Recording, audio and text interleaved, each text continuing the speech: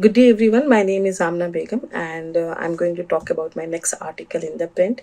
So today, I would like to talk about the recent issue, which is at heart of the violence during celebration of the Ram Navami, and we already know that in a different part of India, the violence has triggered after the Ram Navami procession. Most of the Ram Navami procession were peaceful, but there has been some incident like in Maharashtra, Jharkhand, Bihar, and in West Bengal.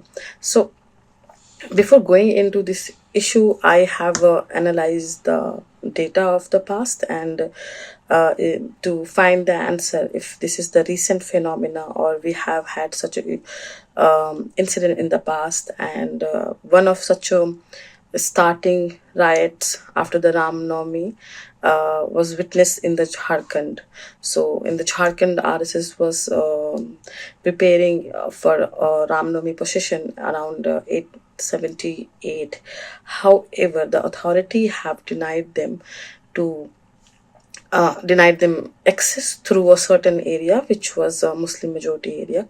And RSS was arguing that time that why Hindu cannot practice their own religion in their own land, and made sure that their possession would go through that area.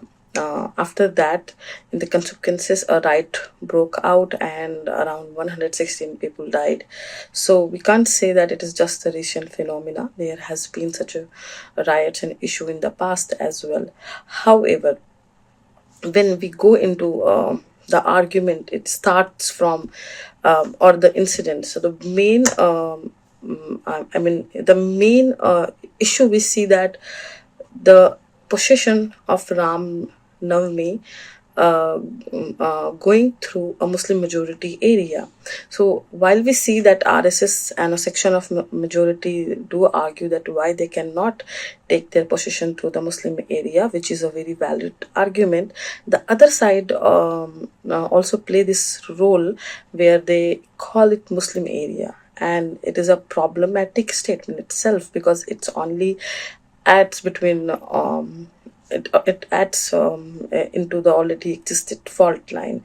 So the way RSS put forward its argument sometimes can sound like a majority dominant because Hindu cannot practice their faith in their land. It can be interpreted in a way that this land is only belongs to the Hindu and they have a more right than other people, which can be more politically correct. They can put forward their argument that this land belongs to everyone. So it could be a Muslim majority area and Hindu can bring their possession from there, and it could be a Hindu majority area. The other community also can bring their possession from that side. So this land belongs to every Indian. That should be the argument, but both side we see the same mistake people keep committing. But the most disappointment arguments come from the liberal side and the Muslim side, because the same argument that Muslim area was the kind of a reason of creation of Pakistan. In India, there is a no Hindu area, no Muslim area, no Christian area. It's an Indian area.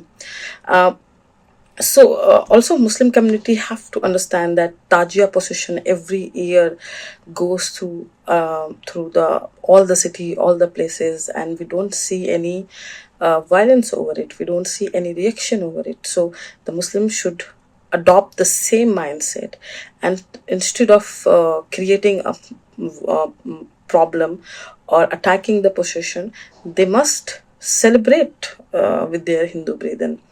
And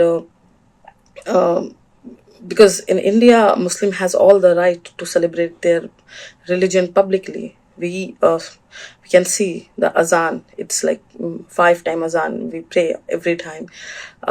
Even sometime people pray on the road, which at the time of Juma, when we don't have enough spaces.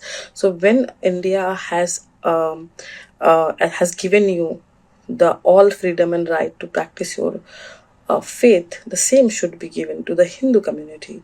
So I think problem lies in the argument that it's a Muslim area. We have to get rid of such a notion, and we have to bring the community and different religious leader and government bodies, everyone together to work on it, to see how we can bring the solution.